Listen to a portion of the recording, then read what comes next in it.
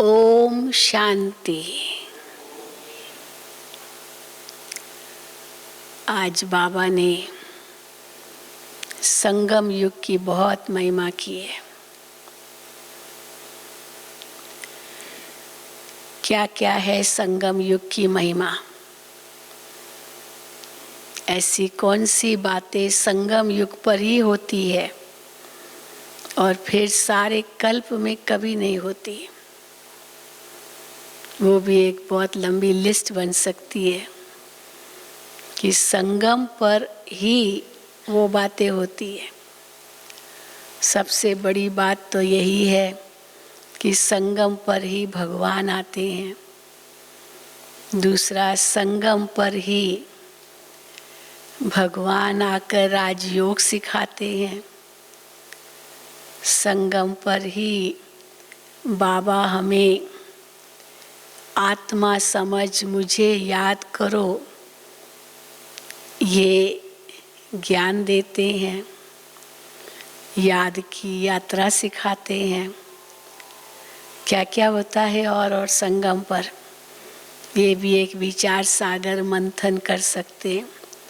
ये सारे कल्प में नहीं होता है। फिर संगम पर ही हम पतित से पावन बनते हैं।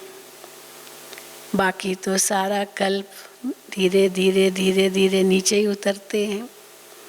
अभी ही चढ़ती कला होती है। तो आज की सारी मुरली इसी पर है। देखना बाबा ने कितनी बातें कही है, ये संगम पर ही होती है। तो सुनेंगे बाबा के महावाक्य। आज 27/10/2020 है। मीठे बच्चे, भिन्न भिन्न युक्तियां सामने रख याद की यात्रा पर रहो। कितनी युक्तियां बाबा देते हैं जिससे याद की यात्रा सहज हो जाती है। भिन्न भिन्न युक्तियां सामने रख याद की यात्रा पर रहो। इस पुरानी दुनिया को भूल अपने स्वीट होम और नई दुनिया को याद करो।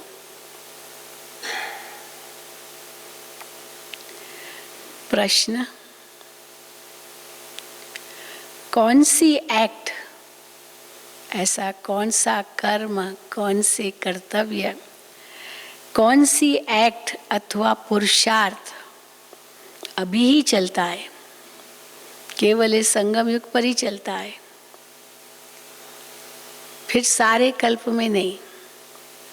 ये पुरुषार्थ केवल अभी ही हम करते हैं, फिर नहीं करेंगे सारे कल्प में। ऐसा कौन सा पुरुषार्थ? उत्तर: याद की यात्रा में रह आत्मा को पावन बनाने का पुरुषार्थ। फिर सारे कल्प में थोड़ी कैसे करेंगे कि आत्मिक स्थिति में रह करके बाबा को याद करेंगे और पावन बनने का पुरुषार्थ करेंगे, नहीं। तो याद की यात्रा में रह आत्मा को पावन बनाने का पुरुषार्थ। अब ये तो अपने लिए, फिर औरों के लिए। सारी दुनिया को पतित से पावन बनाने की एक्ट। केवल हम अपने आप को ही नहीं पावन बनाते, सारी दुनिया को बनाते हैं। इतनी बड़ी जिम्मेदारी बाबा हमको देते हैं। सारी दुनिया को पतित से पावन बनाने की एक्ट सारे कल्प में सिर्फ इसी संगम समय पर ही चलती है। ये एक्ट फिर कब चलेगी? ये एक्ट हर कल्प रिपीट होती है, इसलिए कोई नई बात भी नहीं है हमारे लिए। ये एक्ट हर कल्प रिपीट होती है। तुम बच्चे इस अनादि अविनाशी ड्रामा के वंडरफुल राज को समझते हो। ओम शांति। रूहानी बाप बैठ रूहानी बच्चों को समझाते हैं इसलिए बाबा समझा रहे हैं, इसलिए रूहानी बच्चों को देही अभिमानी या रूहानी अवस्था में निश्चय बुद्धि होकर बैठना व सुनना है। कौन सुना रहे हमें? वो निश्चय भी हो, फिर नशा भी हो, और उस रूहानी निश्चय और नशे में बैठकर सुनना है। तो बाबा कहते इसलिए रूहानी बच्चों को देही अभिमानी या रूहानी अवस्था में निश्चय बुद्धि होकर बैठना व सुनना है। बाप ने समझाया है, आत्मा ही सुनती है इन ऑर्गन्स के द्वारा। यह पक्का याद करते रहो। सदगति और दुर्गति का ये चक्र तो हर एक की बुद्धि में रहना चाहिए, जिसमें ज्ञान और भक्ति सब आ जाती है। इस चक्र में सब कुछ आ जाता है। चलते फिरते बुद्धि में यह रहे, ज्ञान और भक्ति, सुख और दुख, दिन और रात,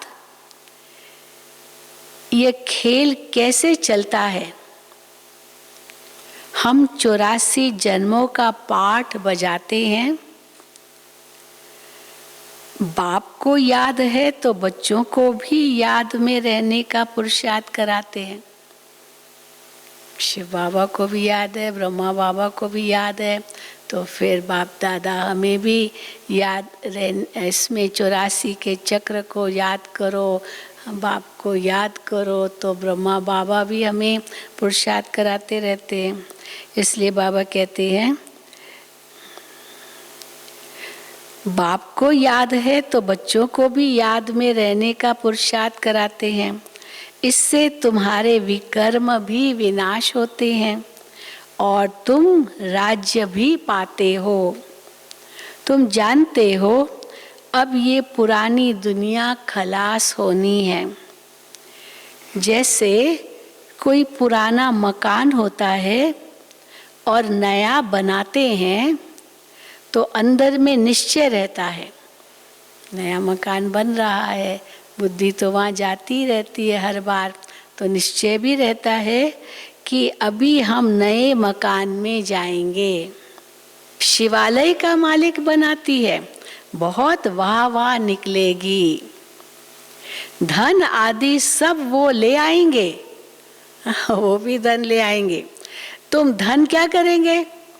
चलो कोई ले आएंगे धन, तो तुम क्या करेंगे? तुम बड़े बड़े सेंटर्स खोलेंगे। चलो एक सेंटर बना लेते हैं। पैसे से चित्र आदि बनाने होते हैं। अगर कोई धन लगाते हैं तो सेंटर खोलेंगे, चित्र लेंगे।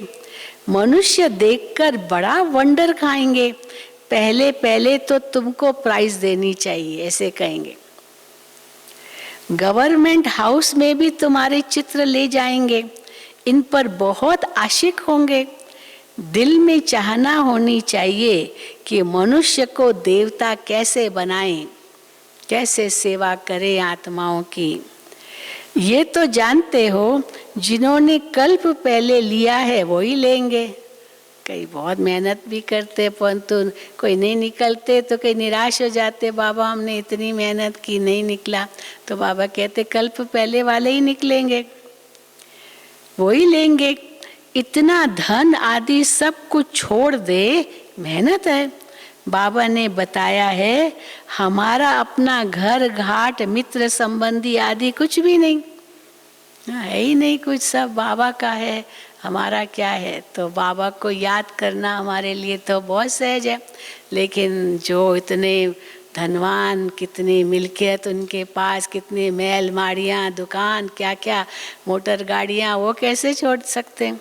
तो बाबा कहते हैं, बाबा ने बताया हमारा अपना घर घाट मित्र संबंधी आदि कुछ भी नहीं, हमको क्या याद पड़ेगा, है कुछ और याद करने के लिए ही नहीं।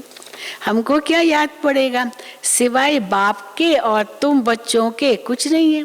ये ब्रह्मा बाबा अपने लिए कहते हैं, अभी सब बच्चों के हवाले कर दिया, वही सेवा कर रहे हैं। बाबा ब्रह्मा बाबा को क्या याद पड़ेगा, सिर्फ एक शिव बाबा और बच्चे, और तो कुछ याद नहीं, प्रॉपर्टी तो है ही नहीं ब्रह्मा बाबा की।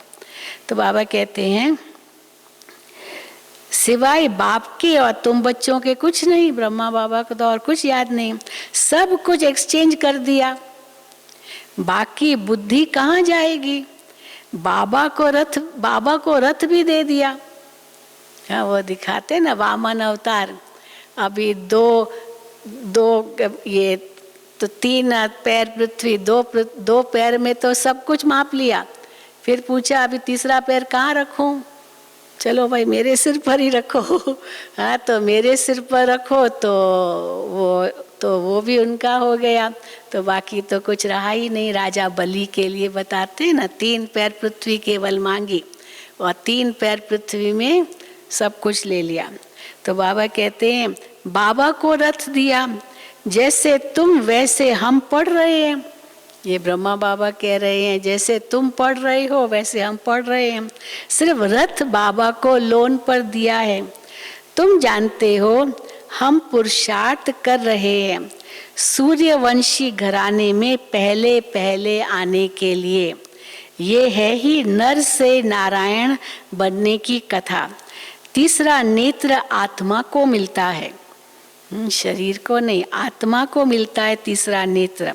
हम आत्मा पढ़कर नॉलेज सुन देवता बन रहे हैं, फिर 100 राजाओं का राजा बनेंगे। शिव बाबा कहते हैं मैं तुमको डबल सिरताज बनाता हूँ, तुम्हारी अभी कितनी बुद्धि खुल गई है। ड्रामा अनुसार कल्प पहले माफिक। अब याद की यात्रा में भी रहना है, सृष्टि चक्र को भी याद करना है, पुरानी दुनिया को बुद्धि से भूलना है। अच्छा मीठे मीठे सिकील दे बच्चों प्रति माता पिता बाप दादा का याद प्यार और गुड मॉर्निंग। रूहानी बाप की रूहानी बच्चों को नमस्ते। हम रूहानी बच्चों की रूहानी बाप दादा को याद प्यार गुड मॉर्निंग और नमस्ते।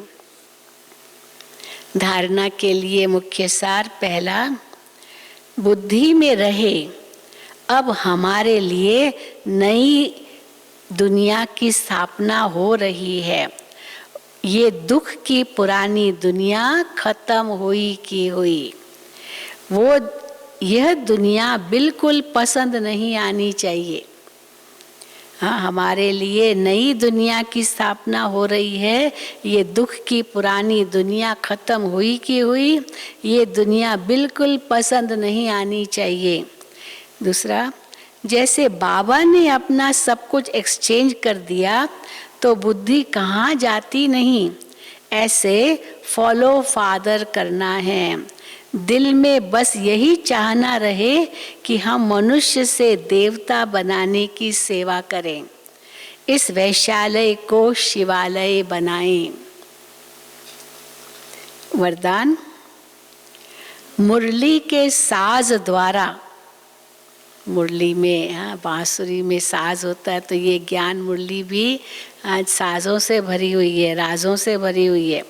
मुरली के साज द्वारा माया को सरेंडर कराने वाले मास्टर मुरलीधर भव। मुरली के साज द्वारा माया को सरेंडर कराने वाले मास्टर मुरलीधर भव।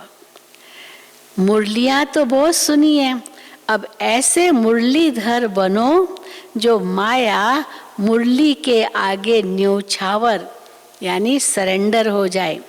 मुरली के राज का साज अगर सदैव बजाते रहो तो माया सदा के लिए सरेंडर हो जाएगी।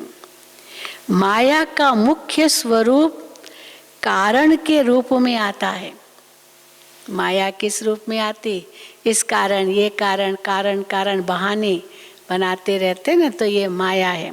माया का मुख्य स्वरूप कारण के रूप में आता है। जब मुरली द्वारा कारण का ही विनाश कारण का निवारण मिल जाएगा तो माया सदा के लिए समाप्त हो जाएगी। कारण खत्म अर्थात माया खत्म। कारण खत्म माना माया खत्म। फिर कारण के बदले निवारण। निवारण, हाँ कहिए ना, क्या करूं, मुझे बहुत व्यर्थ संकल्प आते, बहुत व्यर्थ संकल्प आते। अरे भाई, व्यर्थ संकल्प आते खाली कहने से थोड़ी जाएंगे, उसका कुछ करो ना। बाबा मुरलियों में कितना कहते हैं, कैसे ये व्यर्थ संकल्पों को खत्म करो, उस अनुसार चलो। नहीं, व्यर्थ संकल्प बहुत आते हैं तो कभी नहीं जाएंगे व्यर्थ संकल्प। तो बाबा कहते कारण खत्म अर्थात माया खत्म। कारण की बजाय निवारण, तो निवारण मिलता जाएगा, कारण खत्म होते जाएंगे। स्लोगन, अनुभवी स्वरूप बनो तो चेहरे से खुश नसीबी की झलक दिखाई देगी। अनुभवी स्वरूप बनो तो चेहरे से खुश नसीबी की झलक दिखाई देगी। अच्छा, ओम शांति, ओम शांति, ओम शांति।